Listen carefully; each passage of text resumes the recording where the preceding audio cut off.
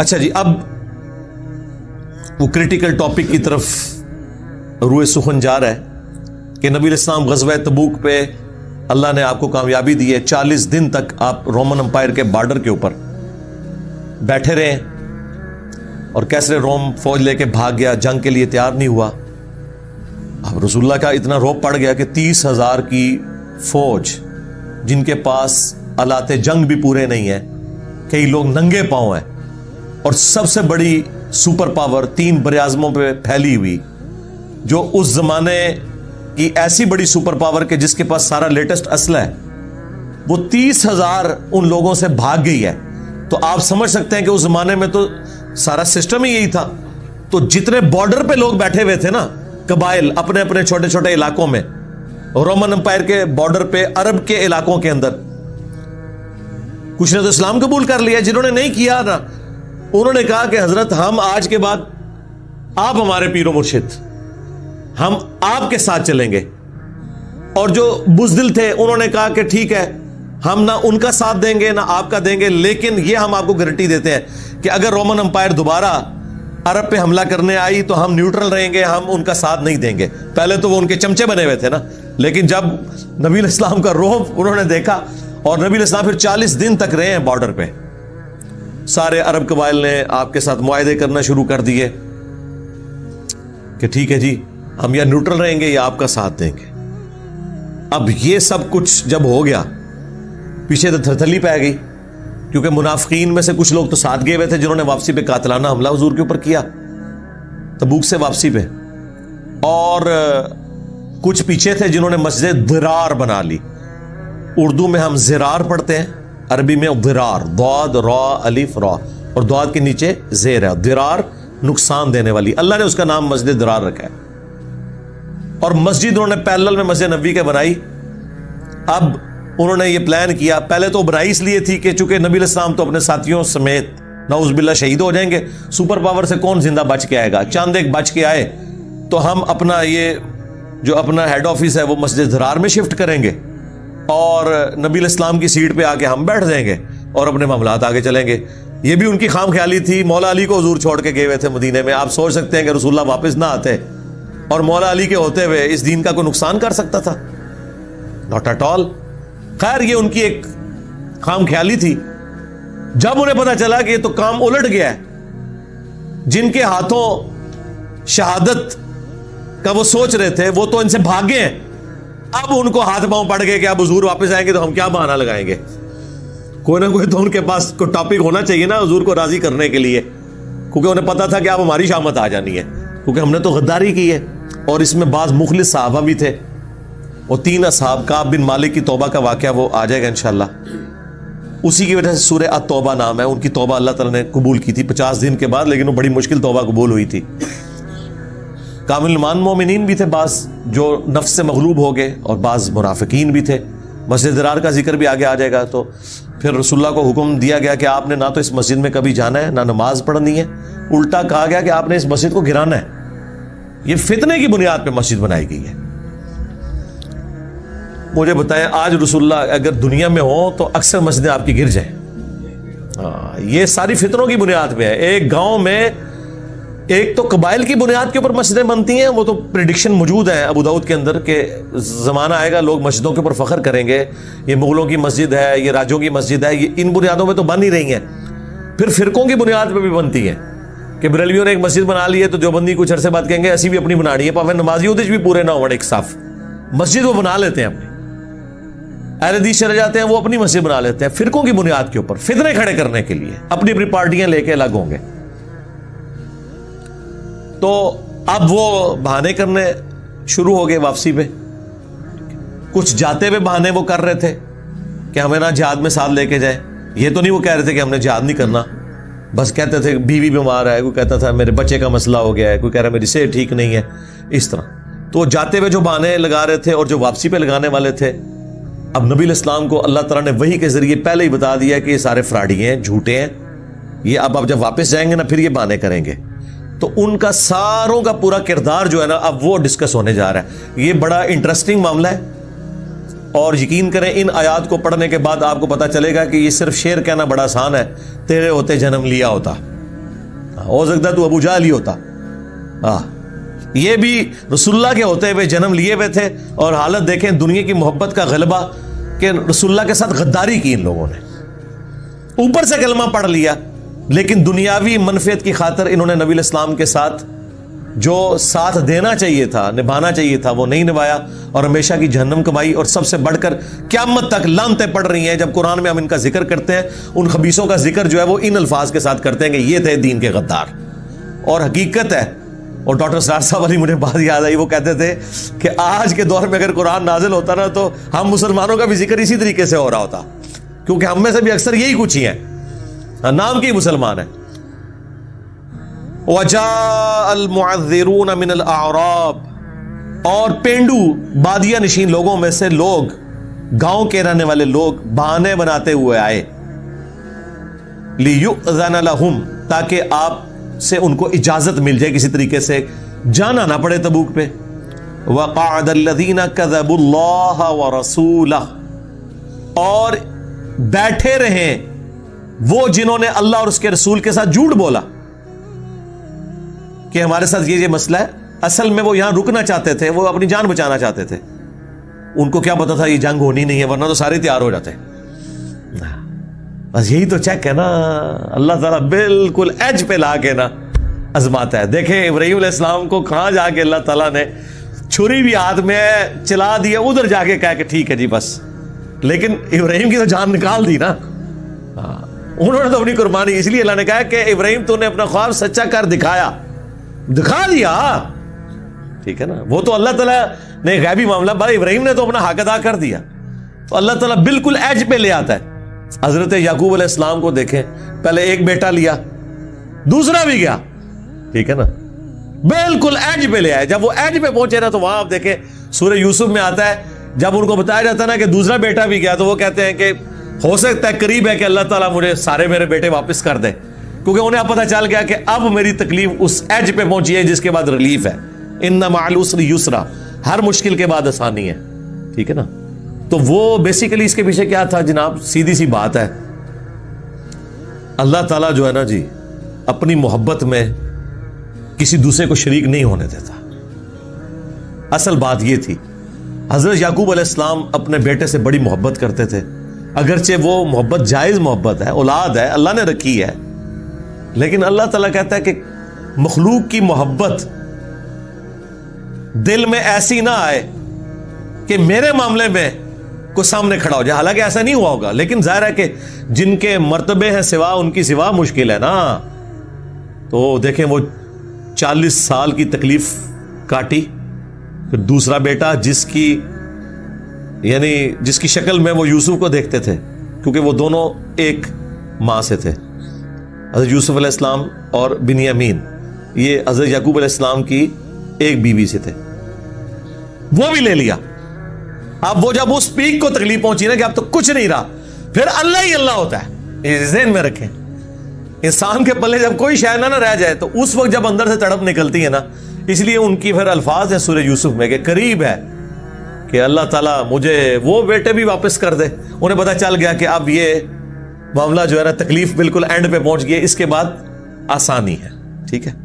قرآن میں اللہ تعالیٰ نے یہ بھی فرمایا کہ جب کبھی اہل ایمان کے اوپر تکلیف آتی ہے, حتیٰ کہ وقت کا رسول اور ساتھی پکار اٹھتے ہیں کہ کہاں ہے اللہ کی مدد, متا نصر اللہ, تو اللہ تعالیٰ متا, پھر اس وقت اللہ تعالیٰ کی مدد آ جاتی ہے, ٹھیک ہے.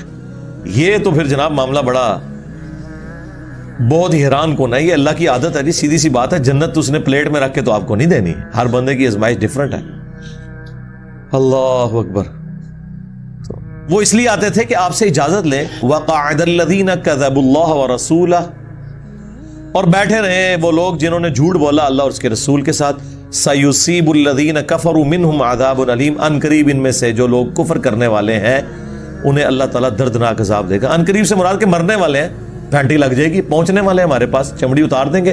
دنیا میں تو ڈھیل دیتے ہیں, یا دنیا میں بھی ذلت اور رسوائی مقدر ہو سکتی ہے, لیکن ساتھ ہی ساتھ اللہ تعالیٰ نے فرمایا لیس علی الضعفاء, کوئی حرج نہیں ہے ان لوگوں پر جو کمزور تھے, یعنی بہت بوڑھے ہو چکے ہیں یا فائنینشلی کمزور ہیں, ان کے پاس مال و متاع نہیں ہے، اتنا لمبا سفر ظاہر ہے پیدل کرنا تو مشکل ہے، گھوڑا نہیں، اونٹ نہیں، ساز و سامان نہیں، تو ان کے اوپر نہیں ہے. لیکن ظاہر ہے کہ وہ بھی آ کے ویسے حضور سے پھر کہتے تھے کہ آپ ہمارے لیے کوئی ارینج کریں، اوپر سے نہیں، اندر سے. اور نشانی یہ کہ واپس جب پلٹتے تھے حضور کہتے تھے میرے پاس کچھ بھی نہیں، تو روتے ہوئے وہاں سے اٹھتے تھے. وہ آگے آ رہا ہے ذکر. تو ایسے کمزوروں کے اوپر ولا علی المرضى، اور نہ مریضوں کے اوپر کوئی گرفت ہے. ولا علی الذین لا یجدون ما ينفقون حرج، اور نہ ان لوگوں پہ کوئی گرفت ہے اللہ کی کہ جو کوئی مال نہیں پاتے کہ اللہ کی راہ میں خرچ کر کے جہاد میں شامل ہو سکے، ان پہ کوئی حرج نہیں. اذا نصحوا للہ ورسولہ، لیکن شرط یہ ہے کہ وہ اللہ اس کے رسول کے ساتھ مخلص ہوں. اندر کے اوپر فیصلہ ہوگا کہ اندر سے کیا ہے. باہر تو بڑے بڑے لوگ نظر آتے ہیں جناب.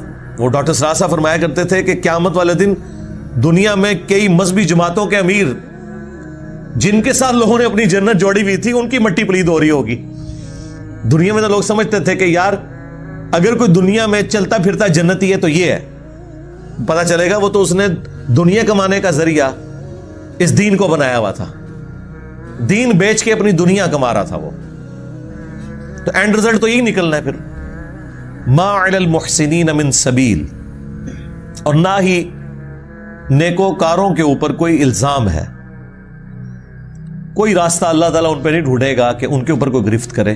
ظاہر ہے مجبور تھے اس وجہ سے. واللہ غفور الرحیم، اور اللہ تعالیٰ بخشنے والا مہربان ہے. اب وہ شعراء فاق آیت آ رہی ہے 92 نمبر سورہ التوبہ کی، جو میں اپنے 20 لیکچرز میں بیان کر چکا ہوں. کیا سوز و گداز ہے اس آیت کے اندر. اللہ اکبر. وَلَا عَلَى الَّذِينَ إِذَا مَا أَتَوْكَ، اور نہ ان لوگوں کے اوپر کوئی اللہ تعالیٰ الزام دھرتا ہے کہ جو آپ کے پاس اس حال میں آتے ہیں لِتَحْمِلَهُمْ، کہ آپ انہیں کوئی سواری ایسی دے دیں کہ جو غزوہ تبوک میں آپ کے ساتھ شامل ہو سکے. قُلْتَ لَا أَجِدُ مَا أَحْمِلُكُمْ عَلَيْهِ، تو اے نبی آپ ان سے کہتے ہیں دیکھو میرے پاس تو کوئی ایسی سواری نہیں ہے، میرے پاس اتنا مال نہیں کہ میں تمہیں فائنینشلی سپورٹ کر سکوں کہ تم میرے ساتھ جہاد میں جاؤ. آپ ذرا ان لوگوں کی غربت کا حال دیکھیں یار. غریبوں کے بچے نہیں ہوتے ہیں، غریبوں کی بیویاں نہیں ہوتی ہیں، غریبوں کے ماں باپ نہیں ہوتے ہیں، لیکن ایمان کا لیول دیکھے کہ سواری بھی نہیں ہے سوار ہونے کے لیے. تو پیچھے گھر میں انہوں نے کیا کسی کو دے کے جانا تھا، بیوی بچوں کو اللہ کے سارے چھوڑ کے جا رہے ہیں. اچھا یہ وہ ساری باتیں ہیں جو سنا کے آپ کو تبلیغی جماعت والے بسترے اٹھا کے تو اپنے بابوں کی کتابیں پڑھانے کے لیے رائیونڈ لے جاتے ہیں نظام دین. شرم بھی نہیں آتی. ان آیات کا کیا لینا دینا، یا اس طرح کی تکالیف کا کیا لینا دینا تمہارے بزرگوں کی کتابوں کے ساتھ، تمہارے بزرگوں کے نظریات کے ساتھ، تمہارے بزرگوں کی کہانیوں کے ساتھ. یار یہ تو کمیٹڈ لوگ تھے، قرآن و سنت پہ عمل کرنے والے تھے. تم تو صرف زبانی کہتے ہو کہ اللہ کے احکامات کو نبی کے طریقوں پہ پورا کرنا ہے.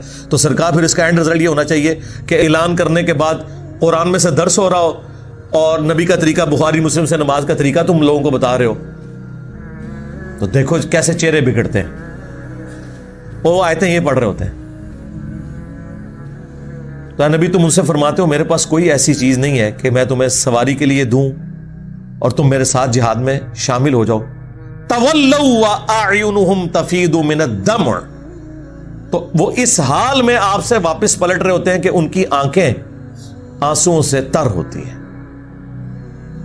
یعنی یہ ہے کیفیت بندے کی اسی وقت ہوتی ہے جب اندر سے وہ تیار ہوتا ہے، ورنہ تو کہ ٹھیک ہے میں کام پا چھڑا، حاضری لوا چھڑی. یہاں بھی لوگ کہتے ہیں نا بغیر وضو کے جنازہ پڑھتے کہتے ہیں حاضری لگ گئی، میت پہ چلے جاتے حاضری لگ گئی. اور ماں باپ بچپن سے ٹریننگ یہ کر رہے ہوتے ہیں پتر مل کے آئی، خالی جنازہ نہ پڑھ کے آ جائیں، مل کے بھی آئی ہوتے تاکہ انہیں پتہ لگے. پھر لوگوں نے بے وضو جنازے پڑھنے ہیں نا. یہ آپ کے جتنے پولیٹیشنز ہیں اکثریت صحافی حضرات بغیر وضو کے پڑھتے ہیں، کیونکہ وہ جنازہ پڑھنے تو گئے نہیں ہوتے، دنیا داری نبھانے گئے ہوتے ہیں. اور اکثر جن کا پڑھ رہے ہوتے ہیں نا وہ اس قابل ہیں کہ ان کا بغیر وضو کے ہی پڑھا جائے. انہوں نے پوری زندگی اللہ کو کوئی سیریس نہیں لیا ہوتا، تو اللہ تعالیٰ ان کو ان دعاؤں سے بھی محروم کر دیتا ہے. بھئی انہوں نے کیا کنٹریبیوٹ کیا ہوتا ہے، یہی کچھ ہی ہوتا ہے نا. اور پھر آپ جب دفنانے کے لیے جائیں تو ہر بندے کا موبائل بول رہا ہوتا ہے. کسی کو کوئی واٹس ایپ کوئی میسج آیا ہوتا ہے وہ سائڈ تو لگا ہوتا ہے. اندازہ کریں, حالانکہ ایک دن پہلے وہی لوگ ان کے ساتھ 3-3 4 موبائل لے کے پینٹوں میں گھسائے ہوئے اور کوٹ کے اندر گھسائے ہوئے, ان کو پتا ہے کہ ہمارے ساتھ تھے, 2 دن پہلے یہ کر رہے تھے اور 2 دن بعد میں بھی اس قبر میں اتر سکتا ہوں. نہ بولے شاہ ایسا مرنا نہ ہی غور پہ آئے کوئی اور. ہاں تو عبرت تو حاصل کرنی چاہیے. اور پھر جنازوں کے اندر ایک دن میرے والد صاحب ایک جنازے میں گئے اور دیکھیں 2 مہنگے موبائل, میرا خیال ہے وہ پاکستانی لاکھ روپے سے اوپر کے تھے, دونوں موبائل جناب انہوں نے اس میں ڈالے ہوئے اپنے کوٹ کے اندر. ٹھیک ہے, گھر واپس آئے تو دونوں ہی نکال لیے کسی نے جنازے میں سے. یہ نہیں ہے کہ وہ کسی کوئی پارٹی میں گئے ہوئے ہیں, کہیں گئے ہوئے ہیں. آپ اندازہ کریں جب جنازہ پڑھنے والے لوگ اپنے سامنے میت دیکھ رہے ہیں, لیکن نہیں, وہ آپ کو پتا ہے جب وہ میت کا منہ دکھایا جاتا ہے تو بندے پہ بندہ چڑھا ہوتا ہے. اس وقت اگر آپ کے کوٹ میں کوئی چیز رکھی ہوئی ہے تو کوئی نکال کے بھی لے جائے, کیا پتا چلتا ہے. یہ حالت ہوتی ہے لوگوں کی. تو کوئی فرق نہیں پڑتا جب تک کہ اندر انسان کا ٹھیک نہ ہو. جن کا اندر ٹھیک ہے تو وہ اللہ تعالیٰ مارا کہ وہ اس حال میں پلٹتے ہیں کہ ان کی آنکھیں آنسوؤں سے تر ہوتی ہیں. حزنن اللہ یجدوا ما ينفقون, اس غم کے سبب کہ وہ کوئی ایسی چیز نہیں پاتے کہ اللہ کی راہ میں خرچ کر سکے. یہ سورہ التوبہ کی آیت نمبر 92 اس بات پہ گواہ ہے کہ رسول اللہ کی زندگی میں کبھی ایسا نہیں ہوا کہ آپ اوپر دیکھیں تو سونا, نیچے دیکھیں تو سونا, دائیں دیکھیں تو سونا, بائیں دیکھیں تو سونا. ہاں, ورنہ مجھے بتائیں ان سے زیادہ کون حقدار تھا. حضور کو یہ معجزہ ہی دے دیا جاتا, بعد میں کہتے او جی وہ حضرت صاحب نے مصلا چکیا تھلے سونا ہی سونا, اور وہ ظاہر مریدہ کو تھے آ کے سونے دی شکل ہی ہو سکتا ہے سٹور کیتا ہوئے تھلے, نہیں جی کانا سونے دیا. اور سرکار پاکستان کے پاس اور دنیا کے درجنوں ممالک کے پاس یہ ٹیکنالوجی نہیں ہے کہ سونے کو کانوں کی شکل میں نکال کے علیحدہ کر سکے. چند ایک کمپنی ہے, ورنہ ہم نے نکال نہ لیا ہوتا بلوچستان کا سونا. لوگ سمجھتے ہیں کہ وہ جس طرح سنیارے کی دکان پہ کان ہوتی ہے اس طرح وہ نہ زمین کھوتے ہیں سونا پڑا ہوتا ہے. اس سے ان کی جہالت کا اندازہ لگا لیں جی. مسلح چوکے کان نہ سونے دیا, اس طرح کی کان دے اس پلانٹ ارتھ کوئی نہیں ہوتی ہے. کولو ایک سٹوری بنائی ہوئی ہے. پھر پرانے بزرگوں کا, وہ جی ایک بزرگ تھے ان کے پاس کوئی ایسا فارمولہ تھا کہ وہ سونا بنا لیتے تھے. سرکار سونا ایسی دھات ہے جو کسی دھات سے بن نہیں سکتی. یہ تو ایک اسٹیبلش رول ہو چکا ہے. سائنس نے دیکھے کتنی مٹی پلیت کی ہے. اب ان حکیموں کے اوپر لانتے بھیجے جو پتہ نہیں کیا کیا کام کرتے تھے سونا بنانے کے لیے. سونا بن ہی نہیں سکتا. وہ سمجھتے ہیں اس طریقے سے ہے کہ 2-4 چیزیں جوڑنے سے جنا حلیم بن جاتی ہے نا, تو کوئی سونا بھی بن جاتا ہوگا. کوئی 2-4 درخت کی جڑی بوٹیاں ڈالے اور سونا بن جائے گا. ان کی جہالت کا لیول آپ دیکھیں. کانا جی سونے دیے تلے. تو سرکار پھر چندے کیوں لیتے ہو, بند کرو. تو یہ جب اپنے بزرگوں کے بارے میں کلیم کرتے ہیں نا کہ جی وہ ان کو ستنجے کے ڈھیلے نہیں مل رہے تھے, تو وہ جس چیز کو وہ ہاتھ لگاتا تھا وہ بندہ, اور وہ واقعہ شروع کر رہے ہیں جی اس بندے کو نا فارمولہ وہ ڈھونڈنے آیا تھا جس کے ذریعے سونا بنایا جا سکتا ہے. سنیاسی بابا, وہ بھی جھوٹا, بزرگ بھی جھوٹا, بیان کرنے والا بھی جھوٹا. ٹھیک ہے نا, یہ ان لوگوں کی حالت ہے. انما السبیل علی الذین یستأذنونک, گرفت تو صرف ان لوگوں کے اوپر ہے جو آپ سے اجازت لیتے ہیں. وہم اغنیاء, جبکہ اللہ تعالیٰ نے انہیں مال و دولت دیا ہوا ہے. اب تو ان کے پاس تو بہانہ ہی کوئی نہیں ہے, مال بھی, صحت بھی, پیچھے بھی بچوں کو خرچہ بھی دے کے جا سکتے ہیں صرف جان بچانے کی خاطر. میں نے آپ کو غزوہ تبوک کے حوالے سے سورہ توبہ کے سٹارٹ میں بتایا تھا کہ یہ پہلا غزوہ تھا جس پہ نفیر عام ہوئی تھی کہ جو استطاعت کے باوجود شریک نہ ہو سکا وہ منافق تصور ہوگا. اس سے پہلے جتنے جہاد اور قتال ہوئے ہیں نا وہ آپشنل تھے. غزوہ بدر, احد, خندق, اس میں نفیر عام کی جاتی تھی کہ جس نے جانا ہے وہ چلے, جس نے نہیں جانا نہ جائے. لیکن تبوک چونکہ ایک بڑی جنگ تھی، مین پاور چاہیے تھی، یہاں پہ یہ تھا کہ صرف منافق ہی پیچھے رہے گا، اور یہ بیسیکلی چونکہ حضور دنیا سے جانے والے تھے، اللہ تعالیٰ نے نا کامل الایمان مومنین کو دکھانا تھا کہ جس کی زندگی میں فرق نہ پڑے رسول اللہ کے ساتھ رہ کے بھی نہیں پڑتا. تو دیکھ لو تمہارے اندر ہی وہ گھسے ہوئے ہیں، حاجی نمازی لمبی داڑھیوں والے، جو جمعے والے دن بھی سب سے پہلی صف میں بیٹھے ہوتے ہیں، لیکن جب جہاد کی باری آئی ہے تو نکل گئے، مشکل وقت آیا تو اللہ تعالیٰ مارا ہے کہ اللہ کی گرفت تو ان کے اوپر ہے جو مالدار ہونے کے باوجود، حالات و واقعات فیوریبل ہونے کے باوجود آپ سے آ کے اجازت طلب کرتے ہیں کہ یا رسول اللہ ہمیں چھوڑ دیں آپ. رضوا بأن يكونوا مع الخوالف، وہ بس اسی پہ راضی ہو گئے کہ ہم بھی پیچھے رہ جانے والوں میں شمار ہو جائیں. پیچھے رہنے والے کون سے؟ اب اس میں ایک لطیف سا اشارہ ہے جو قبائلی لوگوں کے لیے ایک بڑی تکلیف دہ چیز تھی. وہ کہتے تھے جو جہاد سے پیچھے ہٹتا ہے وہ عورت ہوتی ہے، عورتیں بزدل ہوتی ہیں. حالانکہ یہ بھی ایک اس طریقے سے کسی جینڈر کی توہین نہیں کرنی چاہیے. وہ اللہ تعالیٰ نے انہیں نیچرل ایسا بنایا، ظاہر ہے ان کی ذمہ داری ڈیفرنٹ ہے. ٹھیک ہے، اب عورت جو ہے وہ پریگنینسی کی تکلیف سے گزرتی ہے، مرد کوئی گزر کے بتائے، لگ پتہ جائے گا اسے. ٹھیک ہے، جو کہتے ہیں نا جی عورتیں یہ ہیں تو پھر مرد بھی کوئی تکلیف گزار کے بتا سکتا ہے؟ نہیں. ایک بیمار عورت پورے گھر کو سنبھالتی ہے، اور پورا گھر مل کے ایک بیمار عورت کو نہیں سنبھال سکتا. میں نے تو یہ تجربہ کیا ہے، سیدھی سی بات ہے، اٹھا نہیں جاتا. وہ بیماری کے عالم میں، بخار کے عالم میں، بچوں کو اسکول بھی بھیجتی ہے، کپڑے بھی دھوتی ہے، خاوند کے لیے ناشتہ بھی بناتی ہے. ٹھیک ہے، خاوند پھر بھی کتے آرا کے پہنتا ہے کار. تو مجھے بتائیں عورت زیادہ مضبوط ہے کہ مرد؟ دیکھیں اس معاملے میں دیکھیں تو عورت مضبوط ہے. ہاں، قتال اور جہاد کے معاملے میں اللہ تعالیٰ نے اسے جسم کے طور پہ ویسا سٹرونگ نہیں بنایا، یہ اس کی کوئی کمزوری نہیں ہے. لیکن عرب کے لوگ چونکہ یہ بڑا اپنے لیے گالی تصور کرتے تھے، یہ تو زنانی نکلا جی، یہاں بھی کہتے ہیں نا چوڑیاں تو نہیں پہنی ہوئی. تو اللہ تعالیٰ نے اسی طرف ان کو ٹونٹ کروائی ہے کہ یہ تو راضی ہو گئے کہ پیچھے رہ جانے والوں کے ساتھ زنانیاں نکلیاں. اب اس میں کوئی عورتوں کی توہین کرنا مقصود نہیں تھا، یہ ذہن میں رکھیے گا.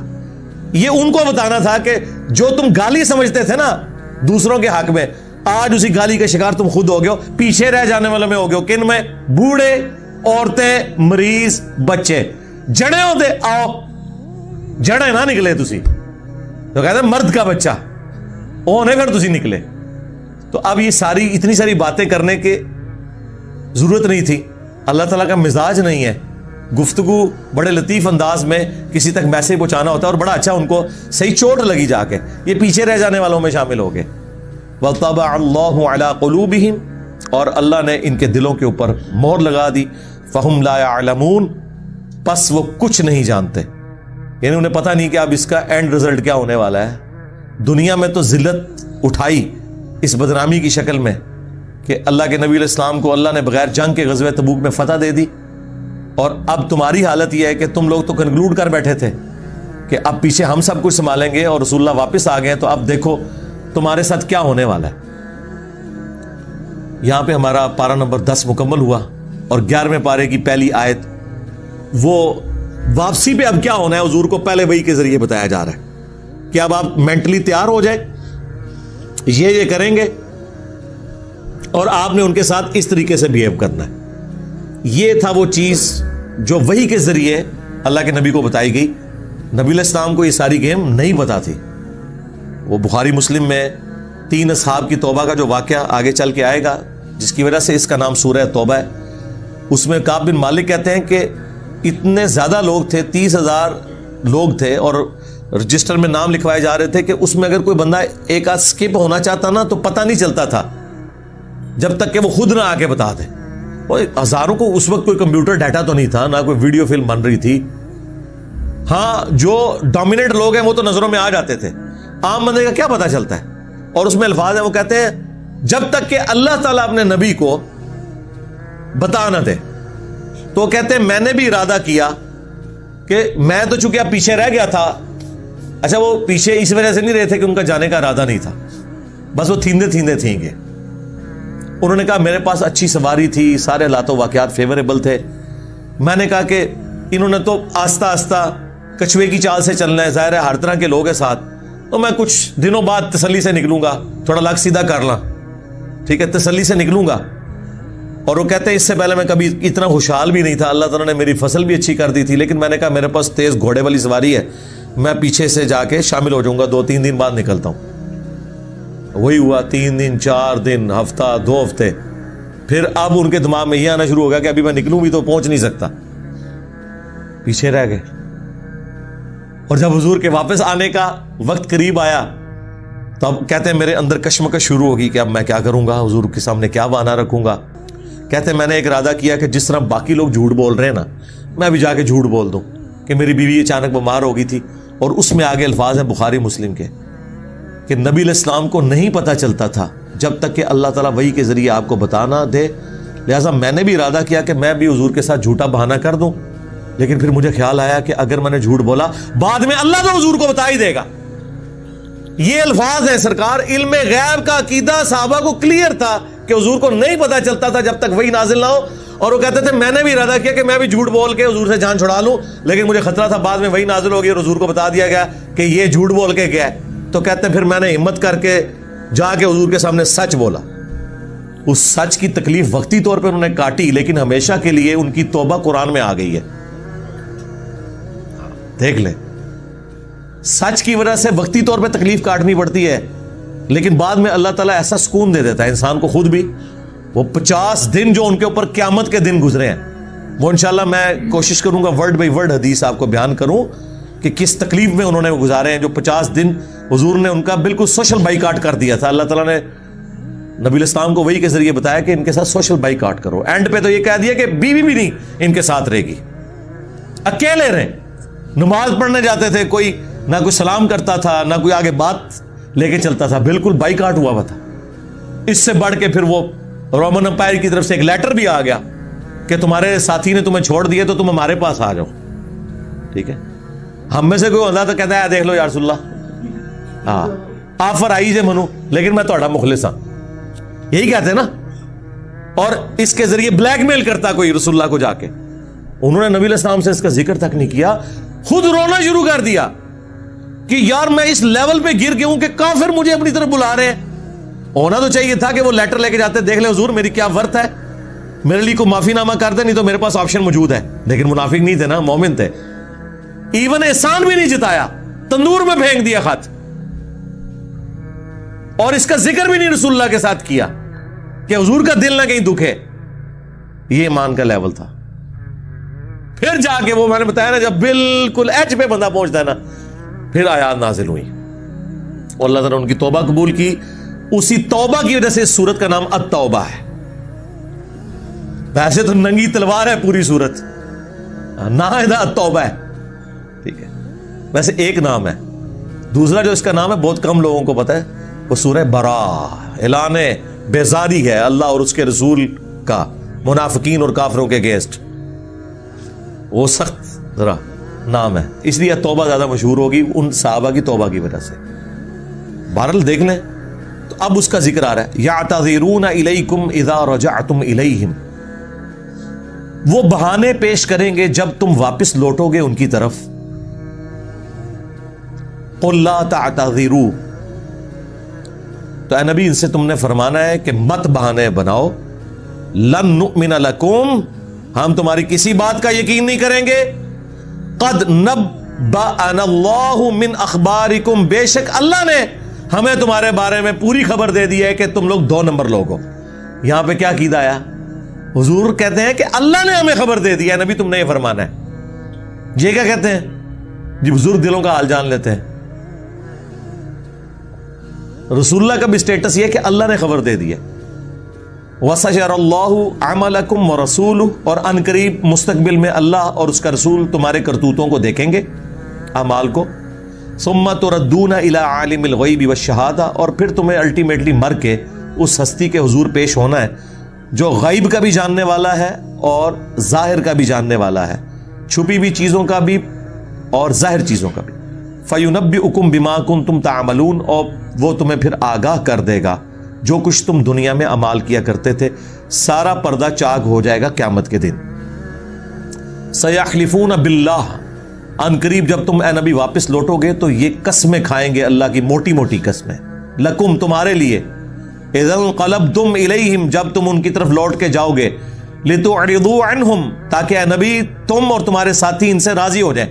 یعنی جھوٹے بندے کی نشانی ہوتی ہے کہ وہ بات بات پہ قسم کھاتا ہے اگلے بندے کو یقین دلانے کے لیے. اللہ کی قسم میری بیوی بیمار ہو گئی تھی، یا رسول اللہ مجھے قسم ہے اس ذات کی جس کے قبضہ قدرت میں میری جان ہے کہ میرے ابا جی بیمار ہو گئے تھے. اور ماں باپ کا تو حق ہے نا، آپ کو پتا ہے رزق حلال تو عین عبادت ہے. یا رسول اللہ قسمیں اٹھا اٹھا کے کہیں گے تاکہ تم ان سے راضی ہو جاؤ. اللہ اکبر. فاعرضوا عنہم تو اے نبی تم نے ان سے رخ انور پھیر لینا ہے. اور ان کے صحابہ کو بھی ساتھ حکم دیا تھا، انہم رجس یہ پلید لوگ ہیں، ومأواہم جہنم اور ان کا ٹھکانہ ہے جہنم، جزاء بما كانوا یکسبون اور یہ بدلہ ہے ان کے ان کرتوتوں کا جو انہوں نے کیا ہے. یار اللہ بڑا ڈاٹا ہے، سیدھی سی بات ہے. اگر آپ اللہ کی طرف جائیں تو اللہ سے بڑھ کر غفور الرحیم نہیں ہے، اور اگر آپ اللہ کے ساتھ غداری کرتے ہیں تو دیکھ لیں اللہ تعالیٰ اپنے پیغمبر ان کے ساتھیوں کو بھی کہہ رہے ہیں خبردار یہ پلید لوگ ہیں، ان کی بات بھی نہیں سننی آپ.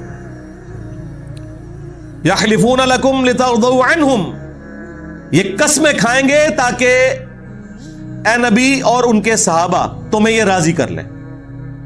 اللہ اکبر. فَإِن تَرْضَوْا عَنْهُمْ اور اگر یہ اپنی جھوٹی قسموں سے اپنے معصوم چہروں سے آپ کو دھوکہ دے کے راضی کر بھی لیں فَإِنَّ اللَّهَ لَا يَرْضَى عَنِ الْقَوْمِ الْفَاسِقِينَ اللہ کو یہ فاسق لوگ راضی نہیں کر سکتے. یعنی اے نبی اگر تم اور تمہارے سارے ساتھی بھی ان سے راضی ہو جائیں میں نے راضی نہیں ہونا. مراد کیا؟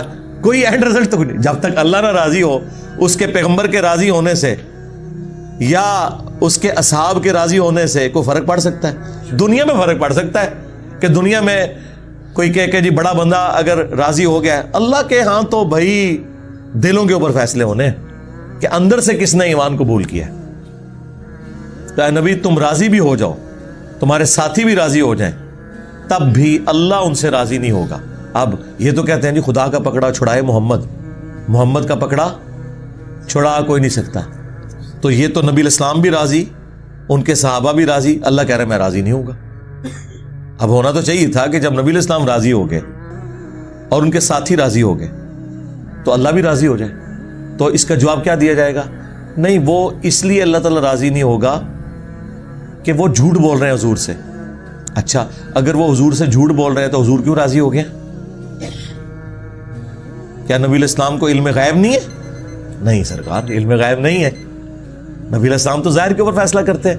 بخاری مسلم دونوں میں حدیث ہے تم میں سے کوئی شخص چرب زبان ہوتا ہے، اپنا مقدمہ بڑے اچھے طریقے سے میرے سامنے پیش کرتا ہے اور میں اس کے حق میں بھی فیصلہ کر دوں، تب بھی وہ آگ کا ٹکڑا گھر لے کے جا رہا ہے اگر میں نے بھی اس کے حق میں فیصلہ کیا ہے اور وہ ہے جھوٹا، کیونکہ میں نے تو ظاہر کے اوپر فیصلہ کرنا ہے. الا یہ کہ اللہ کے نبی کو وحی کے ذریعے بتا دیا جائے وہ الگ بات. سرکار یہ کتابوں کا خدا ہے اور ایک وہ تعارف کروایا جاتا ہے کہ جی وہ 70 ماہوں سے زیادہ پیار کرنے والا ہے. یعنی مراد یہ کہ کوئی نماز روزہ کرنے کی ضرورت ہی نہیں ہے، بس وہ تیار بیٹھا ہوا ہے کہ ایک بار اس کو پکارو تو وہ آپ کو جنت میں بھیج دے گا. یہ کائنات اس نے اس لیے بنائی ہے کہ بدماشیاں کرو، لوگوں پہ ظلم کرو، اللہ کے باغی بن کے رہو اور اینڈ پہ وہ کہ خیر ہے میرا نام لیوا تو تھا تجھے میں چھوڑ دوں. سرکار جو نام لیوا ہیں ان کی نہیں یہاں پہ بخشش ہو رہی کہ نبی تم بھی راضی ہو جاؤ، تمہارے ساتھی بھی راضی ہو جائیں. تب بھی یہ جو انہوں نے تمام لوگوں کے ساتھ غداری کی ہے اور اللہ تعالیٰ کے ساتھ غداری کی ہے ان کی کوئی بخشش نہیں.